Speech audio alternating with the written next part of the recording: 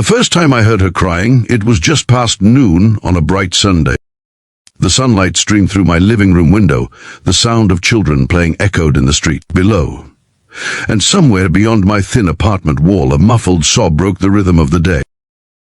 It wasn't the kind of cry you hear from someone watching a sad movie or missing someone far away. It was raw, trembling, like someone trying not to fall apart but already halfway there. I froze, my coffee cup hovering near my lips, the quiet of my small apartment suddenly heavy with that sound. If you believe in kindness, in the power of second chances, and in how one simple act can change someone's entire world, please take a moment to like, comment, share, and subscribe to Kindness Journal. It truly helps us continue sharing real, heart-touching stories like this one. At first, I told myself not to get involved. It wasn't my business. I had my own mess to deal with. My name is Aaron Blake, a 32-year-old freelance designer who recently moved into a crumbling apartment complex on the west side of town. My last year had been a series of failures, losing my job, my fiancée leaving, and my father's illness draining every bit of savings I had. I was trying to start over, piecing together a life from the shards of what I'd lost.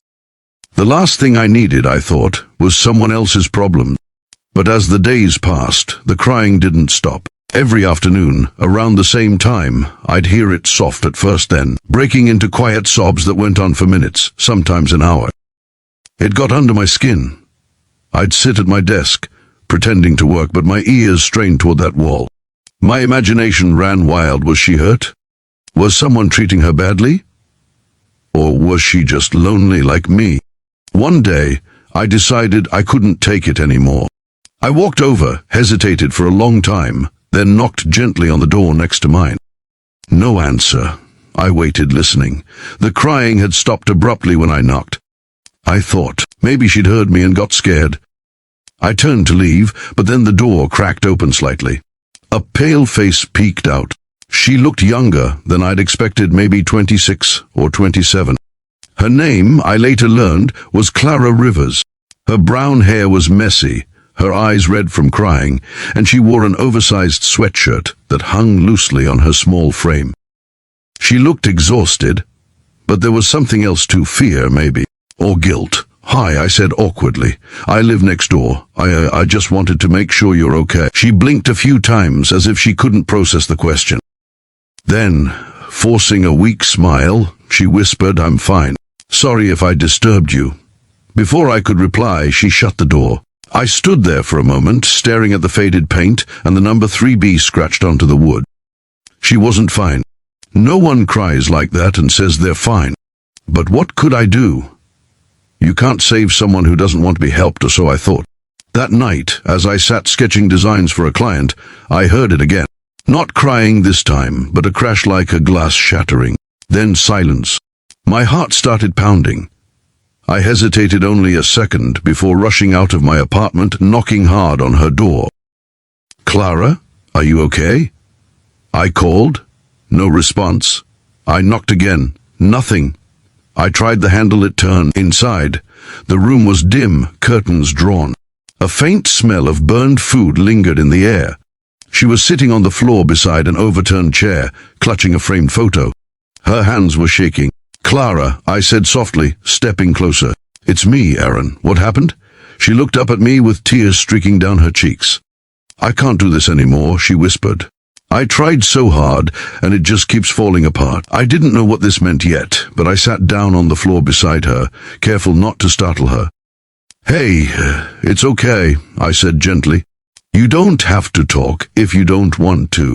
But you don't have to be alone either." That broke something in her. She sobbed harder, the kind of sob that shakes your whole body. I stayed there, just sitting quietly beside her until she could breathe again.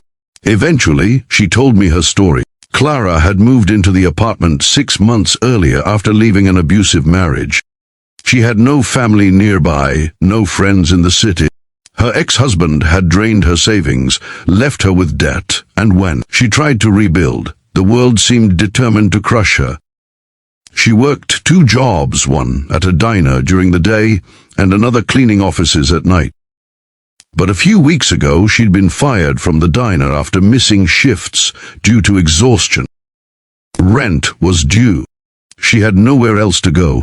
"I feel like I'm drowning," she said quietly. "Every time I think I'm getting ahead, something pulls me under again."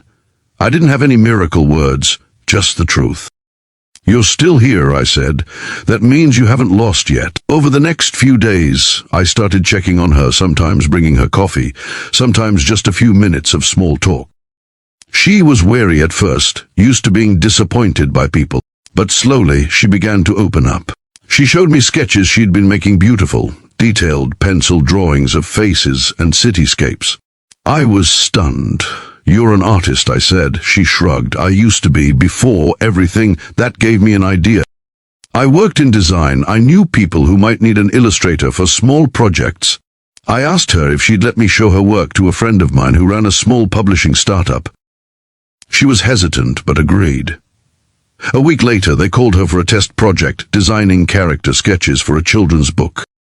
She worked on it for 3 straight nights, barely sleeping, and when she finished, she showed me the drawings. They were incredible, alive, full of warmth and detail.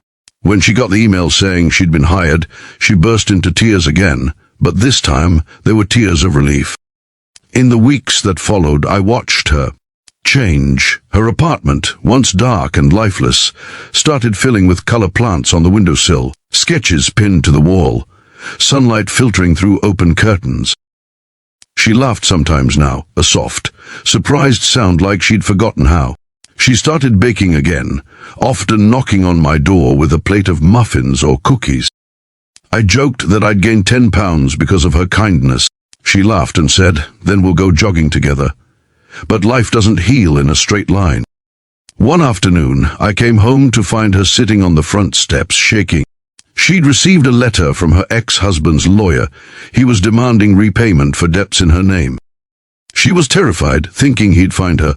I sat beside her, unsure what to say. Finally, I said, "You're not alone anymore, Clara. Whatever happens, we'll face it together."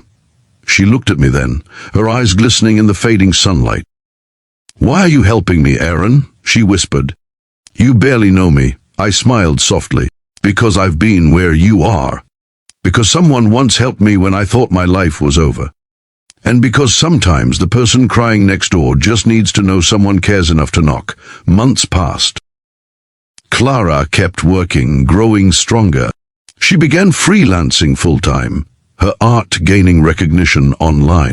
One morning, she knocked on my door with trembling hands, holding a printed check, her biggest payment yet. "I'm finally going to be okay," she said, tears in her eyes. For the first time in years. That night, as we stood by our apartment windows watching the city lights, she said softly, "That day you knocked on my door, it changed everything. I don't think I'd be here if you hadn't." I smiled, remembering that first faint sound of crying through the wall, the decision I almost didn't make. "You saved yourself, Clara," I said. "I just reminded you that you could." The sun dipped below the skyline, and for the first time in a long while, both of us felt at peace. If this story touched your heart, please take a moment to like, share, and subscribe to Kindness Journal. Your support helps us spread more stories of hope, compassion, and second chances.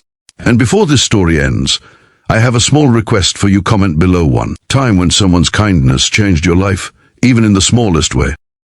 Your story might just inspire someone who needs hope today. Because sometimes all it takes to change everything is hearing someone cry and choosing to care enough to knock.